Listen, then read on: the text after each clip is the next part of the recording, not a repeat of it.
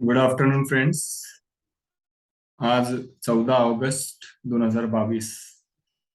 आज हा आपण व्हिडिओ रेकॉर्ड करत आहोत इयत्ता 11वीच्या विद्यार्थ्यांसाठी. सो 11 students, this is the very first video for book keeping and accountancy subjects. And so far, in a classroom, we have seen and discussed something relating to the basic terminologies from the accounts, some basic concepts which you should be familiar before you commence for this very interesting subject. So in today's session I just wish to introduce a little bit more about bookkeeping and accountancy to all of you. So friends, this is our index, and in 11th commerce we are all supposed to cover up about say 10 topics. The very first topic being, which is you can see on the screen right now. The topic name goes chapter number 1, Introduction to Bookkeeping and Accountancy. This is more of theoretical topic. However, some exercise we can conduct in a class when I will be meeting you face to face in coming 2 days. So this topic will highlight something relating to bookkeeping. What does it mean, and what are its importance, and difference between bookkeeping and accountancy. Apart from that, there are certain definitions which we are going to see in this chapter, and some again basic accounting terminologies which you should be, as a commerce student, um, must be aware of. And there is something called very lastly, but which is very again important, accounting standards, and which is now called as Indian Accounting Standards, INDAS. So, and lastly, IFRS, International Financial Reporting Standards. So this is what the little bit syllabus which has been given to you. So let's begin this topic today itself with a little bit more introduction and further discussion. Okay, so the very first line which you can see on the screen just now is introduction. And as you are aware that introduction of any subject is very important in order to understand the subject in a better way. Introduction. So what is bookkeeping? Bookkeeping is related with the recording of business transaction. हम लोगों ने ये देखा है कि जब business शुरू होता है तो उसमें अनेक वैरायटी के क्या होते हैं, ट्रांजैक्शन टेक प्लेस होते हैं, जैसे purchase of goods, sale of goods, payment of salary, payment of wages, payment of rent, payment for advertisement expenses, like that. So basically ये इस वैरायटी के या और भी जो बाकी ट्रांजैक्शंस होते हैं बिजनेस में, ये सब हम लोग क्या करते हैं, बुक्स ऑफ अकाउंट्स में मेंटेन करके रखते हैं, रिकॉर्ड करके रखते हैं. So book keeping is nothing but recording of all such a variety of business transaction which is having monetary importance. Please understand, transaction with money term can only be recorded in the books of accounts. ऐसे जो transaction है कि जो पैसे के form में होते हैं, पैसा जो उसके लिखने का तरीका होता है, you can write in money terms, those transaction only can be recorded in the books of accounts. So bookkeeping is a very very important aspect. आप लोग जो बिजनेसमैन है, particularly you go and check Marwari people, जो राजस्थानी लोग हैं, जो दीवान जी एक जमाने में हम लोग इनको कहते थे, ये लोगों का काम था कि ये बड़े वेल्दी लोगों के यहाँ पे या बड़े बिजनेसमैन के यहाँ पे क्या करते थे, लिखा पढ़ी का काम करते थे, अकाउंटिंग का काम करते थे, जिसे हम लोग आज के आधुनिक भाषा में इसको बुक कीपिंग बोलते हैं. अब देखिए, भारत में ये परंपरा बहुत पहले से थी और ये आज भी है, कल भी रहेगी. सो बुक कीपिंग हम लोगों ने अपने परंपरागत तरीकों से सीखा हुआ है. मैंने खुद मैन्युअल फॉर्म में बुक्स ऑफ अकाउंट्स लिखते देखा है लोगों को, मैंने खुद चेक भी किए books of accounts manual form में। आज हम लोग देखते हैं कि चारों तरफ जहां पे भी बिजनेस होते हैं, मैक्सिमम जगह पे टेक्नोलॉजी का सहारा लिया जाता है ट्रांजैक्शन, बिजनेस ट्रांजैक्शन को रिकॉर्ड करने के लिए। फॉर एग्जाम्पल हम लोग आज टैली यूज कर रहे हैं, कस्टमाइज सॉफ्टवेयर यूज कर रहे हैं। उसके अलावा हम लोग एसएपी का जो सॉफ्टवेयर है वो यूज करते हैं। बड़े बड़े मल्टीनेशनल जो कंपनीज होते हैं, बड़े बड़े कंपनीज जिनका एक देशों में नहीं अनेक देशों में बिजनेस चलता है, ऐसे लोग क्या करते हैं कि बुक कीपिंग एक एडवांस सॉफ्टवेयर में, ईआरपी सॉफ्टवेयर जिसे हम लोग कहते हैं, एंटरप्राइज रिसोर्स प्लानिंग, उस टाइप के सॉफ्टवेयर में क्या करते हैं आजकल ये लोग, अकाउंटिंग करते हैं। सो business enterprise and other organisations deal in various activities which involves exchange of money and money's worth। ये अगला लाइन दिया आपके इसमें इंट्रोडक्शन में। So what does it mean, understand. So business enterprise जो है, ये लोग क्या करते हैं कि बिजनेस एक्टिविटीज को परफॉर्म करते हैं। बिजनेस एक्टिविटी का मतलब मेरा जो कहना है, इकोनॉमिक एक्टिविटी, ऐसे एक्टिविटी कि जिसमें पैसा लगा हुआ है। परचेस ऑफ गुड्स, आप लोग कुछ भी परचेस करने जाएंगे तो आपको पैसा लगेगा या नहीं लगेगा? बिल्कुल लगेगा। सो या अगर आप कुछ एज अ बिजनेसमैन माल बेचते हो तो आप पैसा लेंगे या नहीं लेंगे? बिल्कुल लेंगे, है ना। और अगर सपोज आप अगर किसी के पास जॉब कर रहे हो तो आप लोग जॉब में सर्विस देने के बाद what you can expect is obviously your salary, है ना। सो कोई भी एक्टिविटी ले लीजिए आप बिजनेस की या बिजनेस से जुड़ी हुई जिसमें पैसा इन्वॉल्व होता ही है, without money business activity never take place my friend. Business activity चलाने के लिए हमको जरूरी है कि हमें पैसा चाहिए ही चाहिए। या एक तो पैसा दो कैश में या चेक के तरीके से, या फिर कुछ वर्थ, मनी इज वर्थ, ऐसी कोई चीज दो कि जिसको पैसे में हम लोग गिन सकते हैं, कन्वर्ट कर सकते हैं इजीली। देखिए चेक भी क्या करते हैं हम लोग, जब मैं किसी पार्टी को चेक दे रहा हूँ किसी पर्पज से, so obviously that cheque is nothing but reflection of money. मैंने कैश नहीं दिया और मैंने चेक दे दिया, तो लोग चेक भी एक्सेप्ट करते हैं। क्यों चेक एक्सेप्ट किया जाता है? Because cheque is legally recognised. Government ने चेक को मान्यता दे रखी है। आप लोग चेक लेने से डायरेक्टली तो वैसे डिनाई नहीं कर सकते, but some time you have to accept online transaction payment, cheque payment, demand draft से पेमेंट लेना पड़ता है आपको भी। So all these activities, are recorded for the purpose of taking important business decision as whether these activities are feasible, profitable, and are to be continued or not। सोचिए कुछ दिन पहले मैं बिजनेस की बातें कर रहा था, मैं बोल रहा था कि अगर कोई प्रोजेक्ट मेरे लिए प्रॉफिटेबल नहीं है तो मुझे क्या करना चाहिए, ये प्रोजेक्ट मुझे बंद कर देना चाहिए। सपोज कोई प्रोजेक्ट मुझे बहुत लो इनकम दे रहा है तो मुझे सोचना चाहिए कि ये प्रोजेक्ट को कंटिन्यू करना भी चाहिए या बंद करना चाहिए, क्योंकि बिजनेस चलाना है। और बिजनेस में आपने आपका पसीने का पैसा, खून पसीने का पैसा क्या किया है, इन्वॉल्व कर रखा है। So you should definitely think of कि whether running such business activity is giving me profitability और not.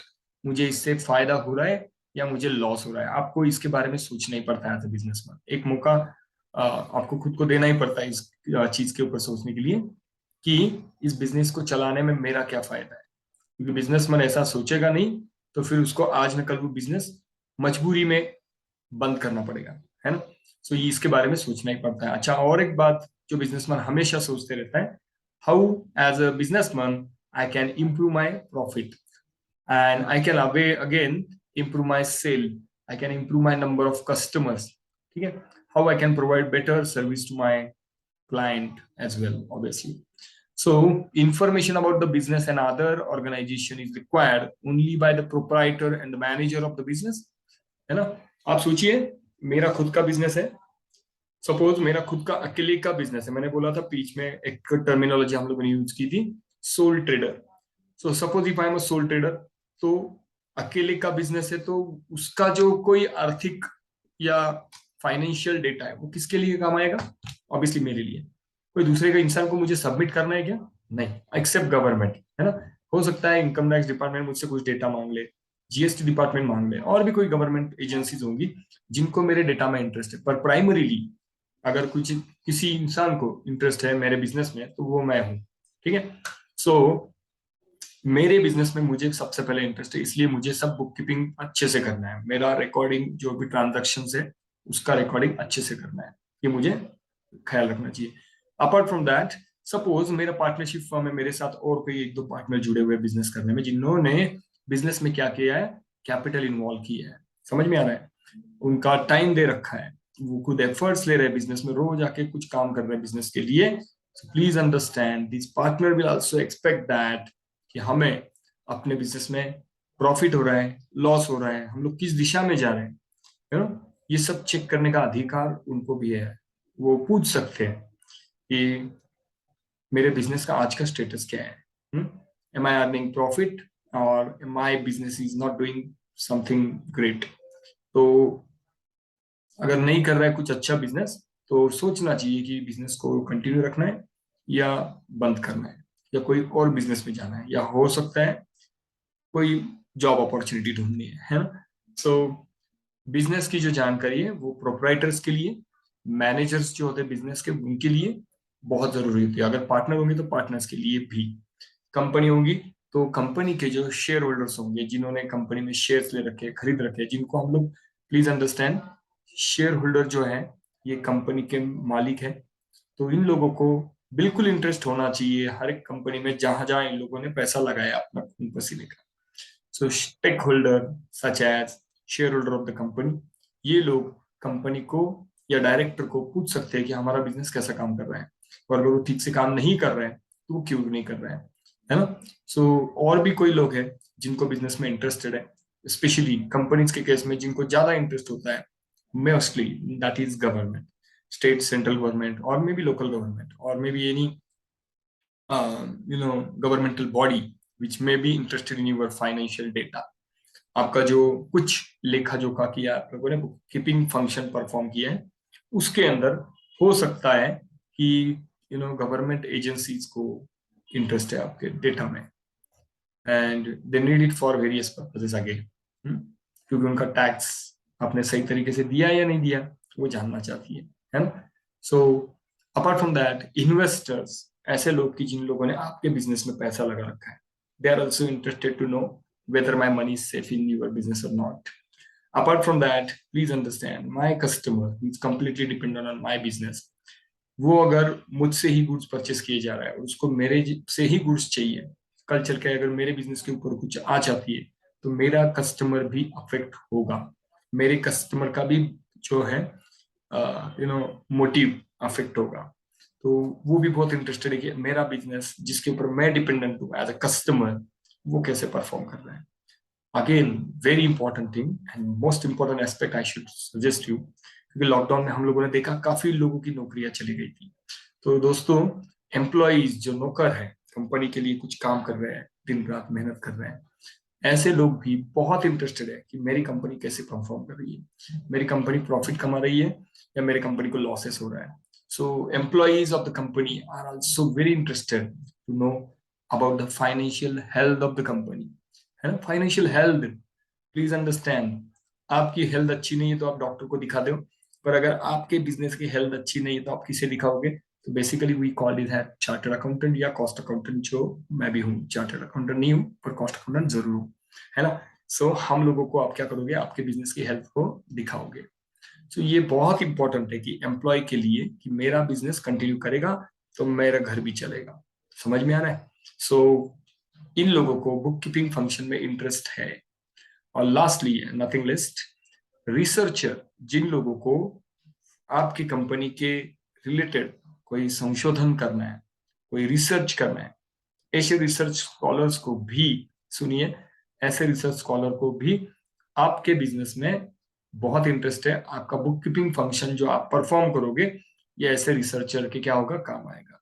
So I hope I made introduction part very clear to all of you, which highlights the need and especially importance of the very important function before we start accountancy, bookkeeping।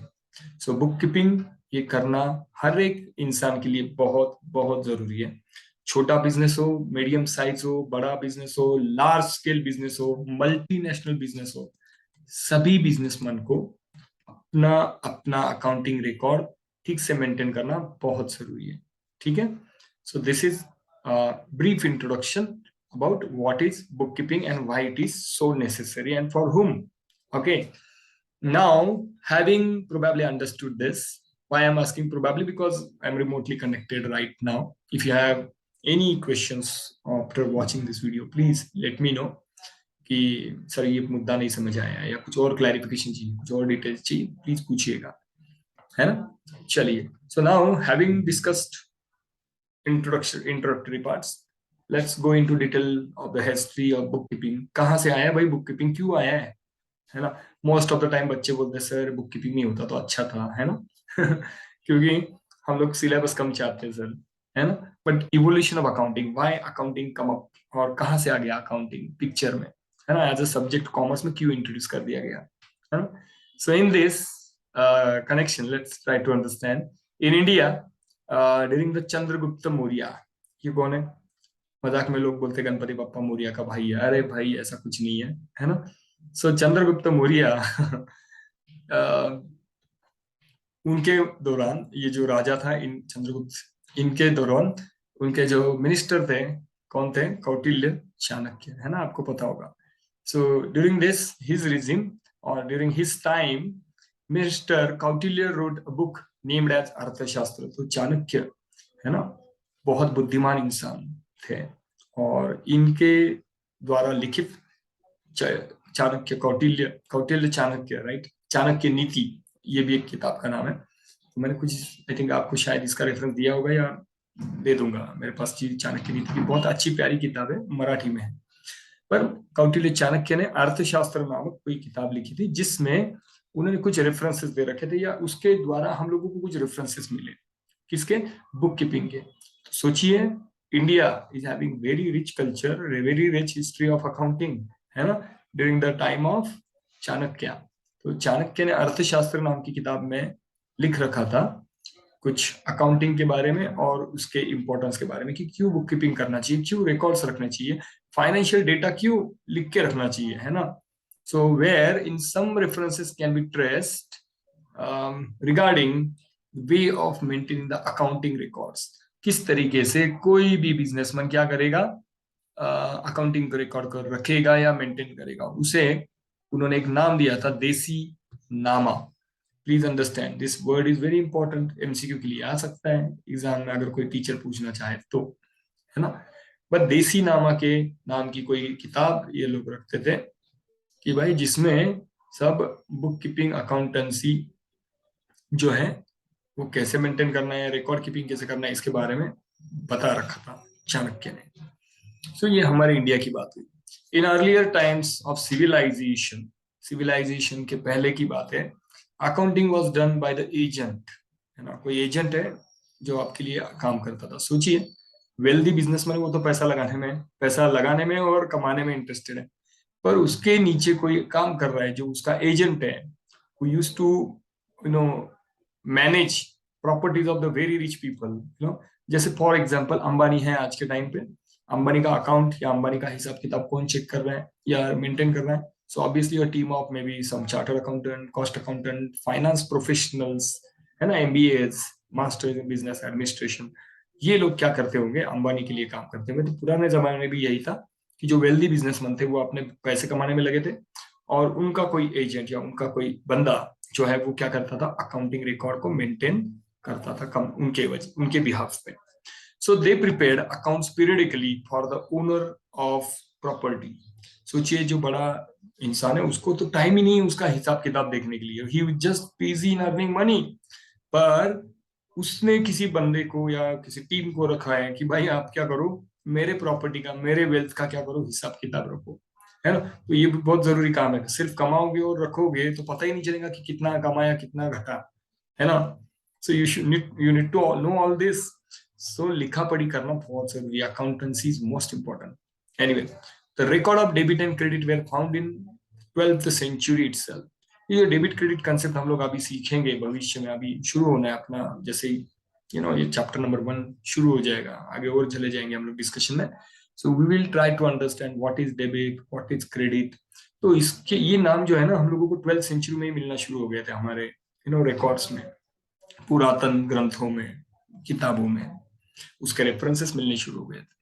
तो इसका मतलब है आज हम लोग जो century में रह रहे हैं, इससे कई साल पहले 12th सेंचुरी में ही डेबिट क्रेडिट ये कंसेप्ट लोगों को पता थे, और वो ये यूज भी कर रहे थे प्रैक्टिकल लाइफ में। एनीवे और कुछ थोड़े रेफरेंसेस आगे चल के इन्होंने बोल रखे हैं, वो भी पढ़ लेते हैं। They said in year 1494, please remember this year because it might be again MCQ के लिए इंपॉर्टेंट है। लुका दे बर्गो पासियोली, ये क्या है? वास्को द गामा का कोई भाई नहीं है, चिंता मत कीजिए। It's the same like name same like that, but Luca de Borgo Pacioli is the name of mathematician. He was a mathematician friends, जिन्होंने double entry book keeping system को डेवलप किया। He was again Italian merchant who introduced this system, and due to industrial revolution in 18th and 19th century, large scale operation क्या हो गए, शुरू हो गए 18-19 के शतक में। इसके बाद बेसिकली 1494 इसमें डबल एंट्री बुक कीपिंग क्या होता है, इसका कंसेप्ट लुका दे बर्गो पासियोली ने क्या कर दिया था, डिक्लेयर कर दिया था कि what is actually double entry book keeping system. क्योंकि मैंने कुछ दिन पहले आपको क्लास में ये भी बोला था दोस्तों कि there is something called single entry book keeping system also. There are two systems, single entry and double entry. I hope ये थोड़ा थोड़ा याद आता होगा, है ना। But double entry book keeping system 1494 में लुका दे बर्गो पासियोली इन्होंने इंट्रोड्यूस कर दिया था। Every transaction have to minimum effect, debit and credit. हो सकता है एक से ज्यादा अकाउंट्स को हम लोग डेबिट दे रहे हैं, या एक से ज्यादा अकाउंट्स को हम लोग क्रेडिट भी दे रहे हैं। इसका और भी डिस्कशन जब आगे जाएगा तब डेबिट या क्रेडिट क्या कंसेप्ट है और डिटेल में आप लोग अच्छी तरीके से समझ जाओगे। बट जैसे ही 18th या 19th सेंचुरी आ गई, उसके चलते ये हुआ कि बिजनेस ऑपरेशंस लार्ज स्केल पे होने लगे। बड़े बड़े बिजनेसमैन, बड़े बड़े यूनिट्स स्थापन होने लगे, उनके ऑपरेशंस बढ़ने लगे, उनका कस्टमर बेस बढ़ने लगे, उनका एम्प्लॉय बेस बढ़ने लगा, उत्पादन बढ़ गया, प्रोडक्शन।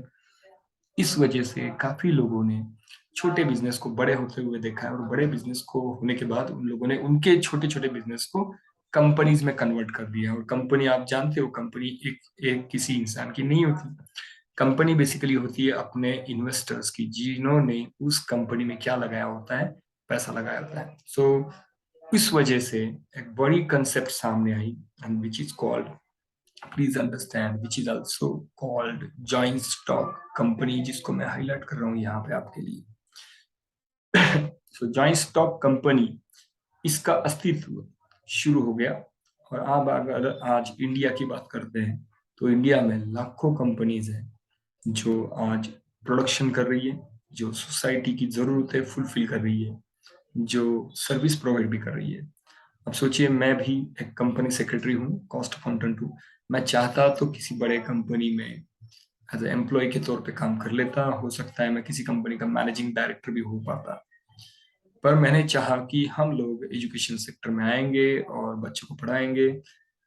और मैंने सच में बोलता हूँ, कभी नहीं सोचा था कि हम लोग टेक्नोलॉजी के माध्यम से भी बच्चों को एजुकेशन दे सकते हैं। पर भविष्य में हो सकता है मुझे ये भी सोचना पड़े। तो सोचिए, कंपनी जैसे जैसे दुनिया चेंज होती है, वैसे वैसे फॉर्म भी चेंज होके आ गई, और लोगों की जरूरतें फुलफिल करने लगी। तो आप सोचिए, जितने वैरायटी ऑफ प्रोडक्ट आज आप देखते हो, सुनते हो मार्केट में, ऑनलाइन में कहीं पे देखते हो, these all exist because of some sort of company, please understand this, है ना। सो लार्ज स्केल ऑपरेशन, बड़े बड़े पैमाने पे क्या होने लगा, उत्पादन होने लगा। सेवा का क्षेत्र भी बड़े पैमाने पे आजकल बढ़ चुका है दोस्तों। So large scale operation were carried out and joint stock company emerged as an important form of business organization which involved separation of the ownership and management. What does it mean? Please understand. Separation of ownership and management. पैसा किसका लगा हुआ है joint stock company में? मेरी मानोगे तो पैसा जो है, पब्लिक का पैसा हर एक बड़े बड़े कंपनी में लगा हुआ है।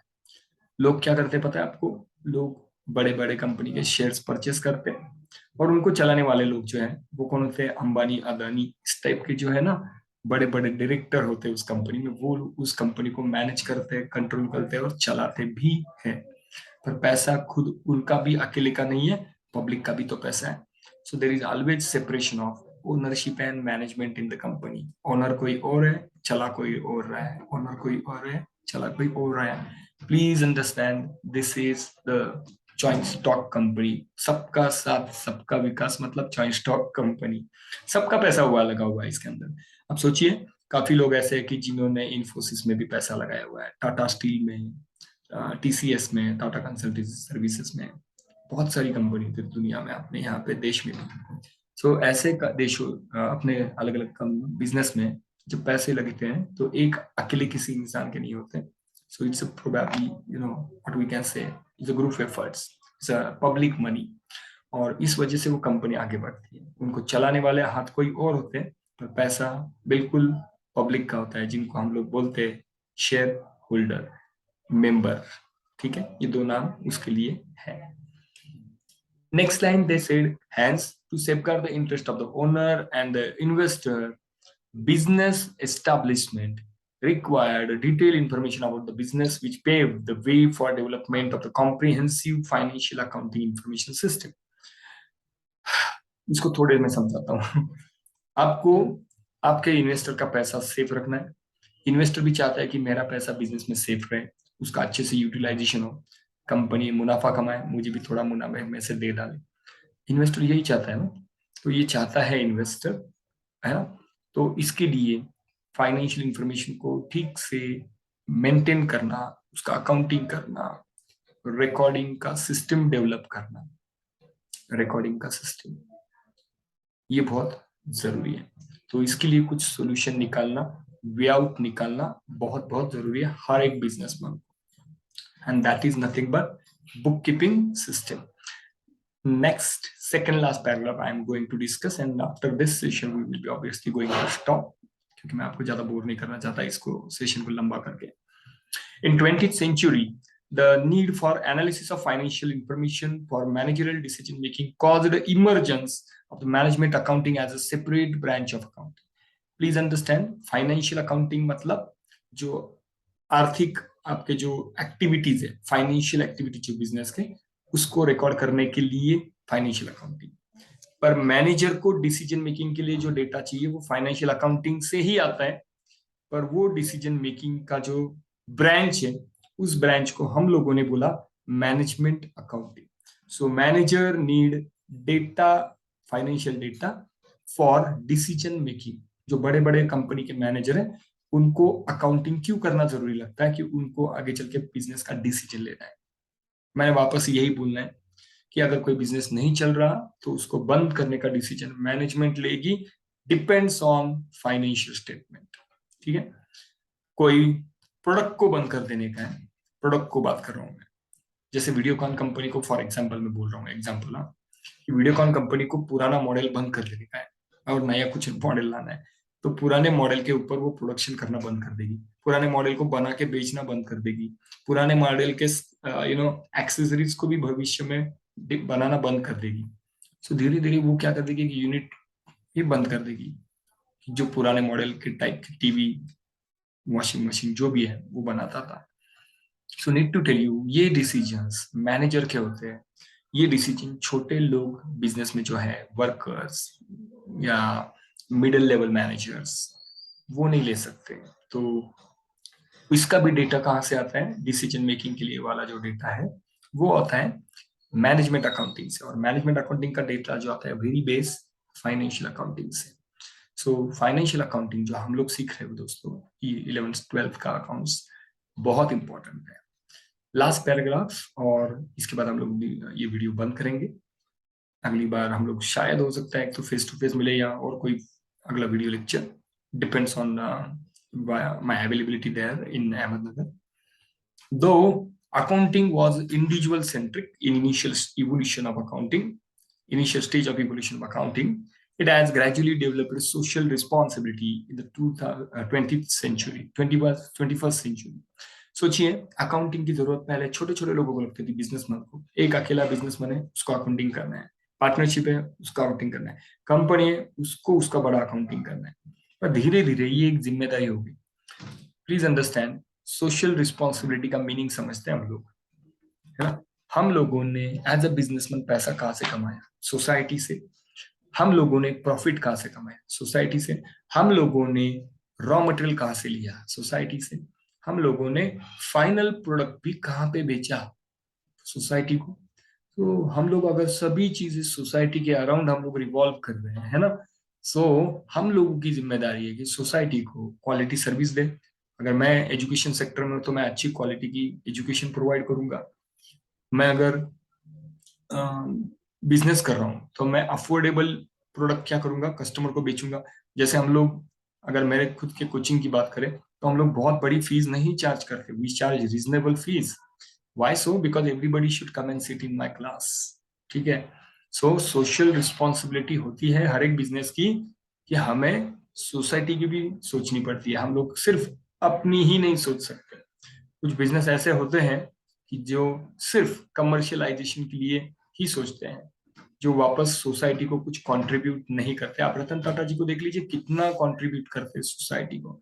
अक्षय कुमार जी, जिन्होंने कोविड टाइम पे काफी फंडिंग दिया, है ना, he is actor, very excellent actor. Today I saw just his movie called Rakshabandhan, but somehow he is earning money from the society, है ना, name, fame, everything he's earning, but he's again giving back something in return to the society, and that's very important as a businessman.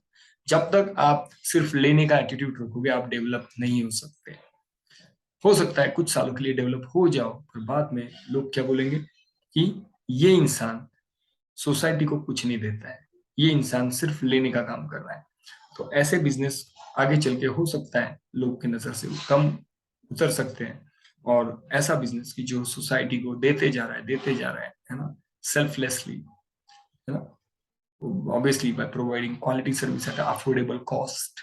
तो ऐसा business जरूर grow होता है, ये ध्यान में रखिए। और लोगों उसको रिस्पॉन्ड भी करते हैं। जैसे पतंजलि के प्रोडक्ट के बारे में भी देख लीजिए, बाबा जी को काफी अच्छा रिस्पॉन्स मिला हुआ है। Hope you understand this. Anyway, so this is due to the vast growth of the business activities as a result of development in various fields. ये क्यों हुआ सोशल रिस्पॉन्सिबिलिटी अकाउंटिंग? क्योंकि बिजनेस मॉडल्स जो है ना बहुत बढ़ गए, बड़े पैमाने पे, और बिजनेस की अच्छी खासी क्या हो रही है, ग्रोथ हो रही है काफी लोगों की। अब देखिए, एजुकेशन सेक्टर बूम कर रहा है, मैन्युफैक्चरिंग सेक्टर अच्छा चल रहा है, ऑटोमोबाइल सेक्टर। बीच में कोविड टाइम पे मैंने देखा कि साइकिल जो है, साइकिल को बहुत ज्यादा प्रोडक्ट को डिमांड थी, क्योंकि लोग फिटनेस फ्रीक हो गए थे। जिम को लोगों ने, सर्विस सेक्टर को में अगर बात करें तो काफी लोग जिम में आना शुरू हो गए थे। रीजन बिंग, लोगों को हेल्थ कॉशियस, या हेल्थ क्या हो गई थी, उनकी प्रायोरिटी हो गई थी। पैसा देने के लिए पानी जैसे बहने बहाने के लिए लोग रेडी थे।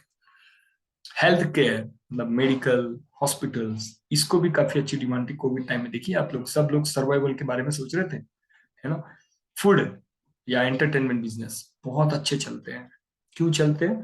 Because they are in more in demand today and may be again tomorrow as well. लोग एंटरटेनमेंट करना, खाना पीना, एजुकेशन लेना, हेल्थ केयर, कुछ नहीं छोड़ने वाले, कभी नहीं छोड़ेंगे। These are normally our basic needs, अन्न वस्त्र निवारा, and thereafter education, entertainment, like that. So thus accounting has become inevitable in modern world of the business. इसीलिए जैसे जैसे बिजनेस बढ़ते चलेंगे, जैसे जैसे वर्ल्ड आगे मूव करेगा, आप सोचिए, अकाउंटिंग के स्टूडेंट्स हो, कॉमर्स के बच्चे हो, आपकी डिमांड कभी भी कम नहीं होगी, रत्ती भर भी कम नहीं होगी, ध्यान में रखना। और कॉमर्स का जो स्टूडेंट है, जाते जाते इतना ही कहूंगा, कभी भी भूखा नहीं मरेगा। चलिए दोस्तों, आज का सेशन यहीं पे बंद करता हूँ। आपको स्वतंत्रता दिवस की बहुत बहुत शुभकामनाएं। वैसे दोस्तों, कल मेरा बर्थडे भी है, हो सकता है कि हम लोग 16 तारीख को या 17 तारीख को वापस फेस टू फेस क्लास में जल्द ही मिलेंगे। तब तक के लिए पढ़ाई करते रहिए। कुछ अगर आपको दिक्कतें आती है तो मुझे व्हाट्सएप पे मैसेज या फिर फोन कॉल भी कर सकते हैं, है ना। चलिए, thanks for your valuable time and watching this video. I am just ending and signing out. Thank you, thanks a lot.